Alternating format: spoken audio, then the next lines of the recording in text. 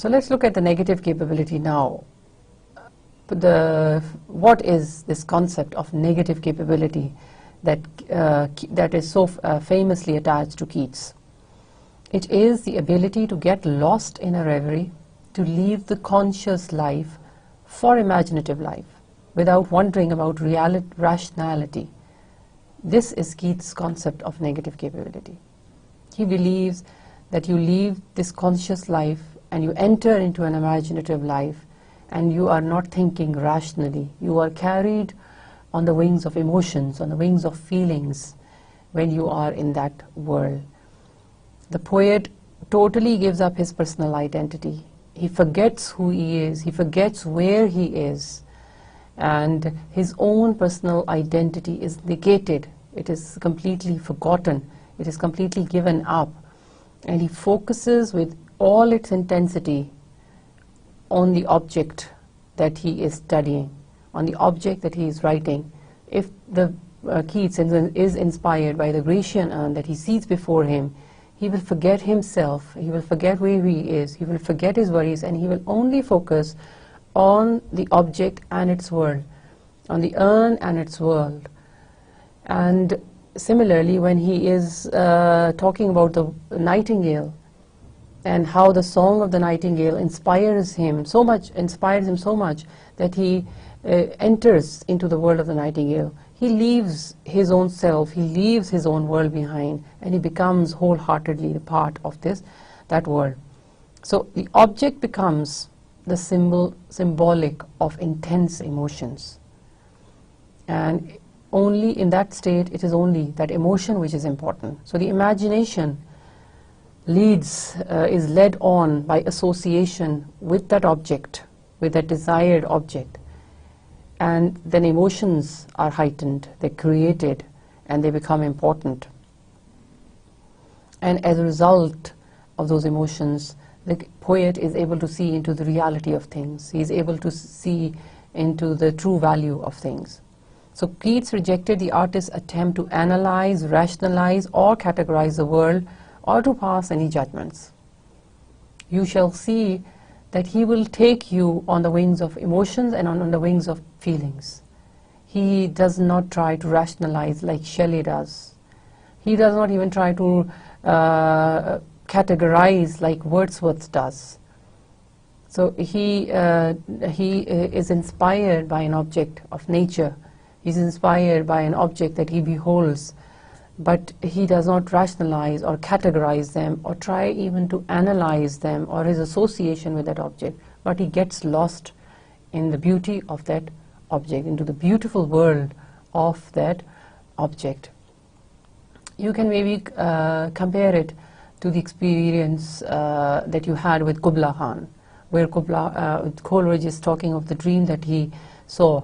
And when he is describing that dream to you, he's lost into that world of Kubla Khan. He's lost in that savage, at the same time, the beautiful place. So we see that Coleridge has completely given up his personality for that imaginary world that he has created. We do not see or hear the voice of the poet anywhere in the poem. So similarly, this is what Keats believed. He believed that poet is invisible in his poem, has to be invisible in his poem, and he cannot pass any judgments. He also, this negative capability can also be compared to the aesthetic objectivity. It can be described in terms of aesthetic objectivity. Aesthetic, since you must be familiar with, aestheticism has to do with the appreciation of beauty. So aesthetic objectivity, and objectivity means when you can dissociate yourself from something.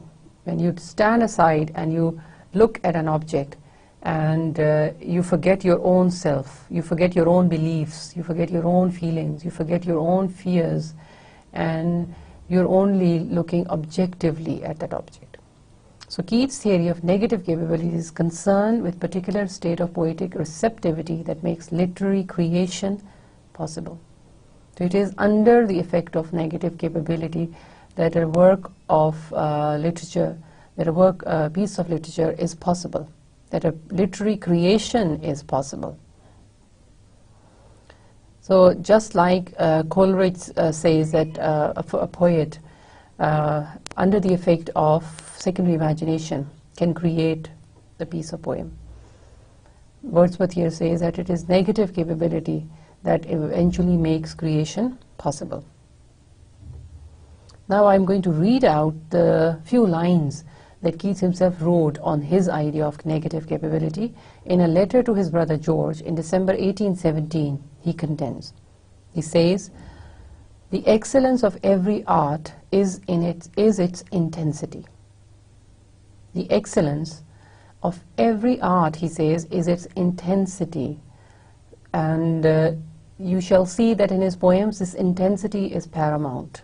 You can feel his emotions, you can feel his intense emotions.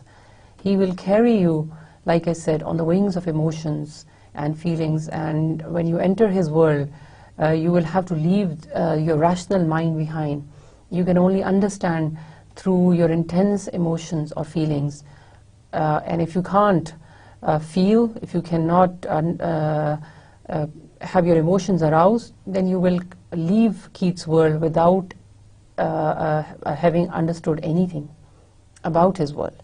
So he says the excellence of every art is its intensity. Art is supposed to create intense emotions in their reader, capable of making all disagreeables evaporate. So, and another function of art is to like Coleridge says, is to make all disagreeables evaporate, to resolve all conflicts. It is to resolve all contradictions from their being in close relationship with beauty and truth. And how is it possible? How are those intense emotions or those disagreeables, contradictions removed? He says because of the poet being in close relationship with beauty and truth. And these two words are highly significant because for Keats they were very important. His poetry is all about beauty and truth. So he says that because the poet is, because the art itself is in close relationship with beauty and truth. Art is beautiful, and that is why Keats says it's also truthful. It is in close association with the two. So he says the poet is able to resolve the conflicts. I mean negative capability. That is when man is capable of being in uncertainties, mysteries, doubts, without any irritable reaching after fact and reason. With a great poet, the sense of beauty overcomes every other consideration, or rather obliterates all consideration. So all the uncertainties, mysteries, doubts, he says, all reasoning, all facts are removed when the poet is in that state of negative capability. And then he says, for a poet, the sense of beauty is highly important, is very important. And we are going to, when we study the poem, you are going to see how all that Keats has just explained, how it comes true in his work. So here for you, I have explained this process of negative capability which Keats has explained. So in his words, this process of negative capability, it can be broken down into the following, stages. First is the stage is when the imagination communicates an intense emotion. When the poet sees a beautiful object, he is taken into the world of imagination, which arouses in him intense emotion. Then the poet gives up the personal identity to focus on the object that he is describing. His own self is left behind, and he only focuses on the object. And then, as a result, the object becomes symbolic of these intense emotions. Then the object is linked to his emotions. We cannot separate the object from his emotions because it becomes a symbol of his emotions. It is the object that is now causing those emotions. Then all other matters not important to these emotions are sidelined. poet only lives for those emotions, for that object. All and everything else is sidelined, it is ignored. The poem's beauty or truth, a combination of poetic emotion and perceived object. And at the end we shall see that the beauty of the poem, or beauty of the art, or the truth value of the poem, or the truth value of the art, these are the result of those poetic emotions and the attachment of the poet with the object or the perceived object. So both of these result in the beauty of the poem and add the truth value to that poem. And thus the poem is a subjective truth. It may not be an objective truth, but it is subjective truth because the poet is taken to that heightened state, and whatever he says in that heightened state, it is his truth value. So the poem has a subjective truth value.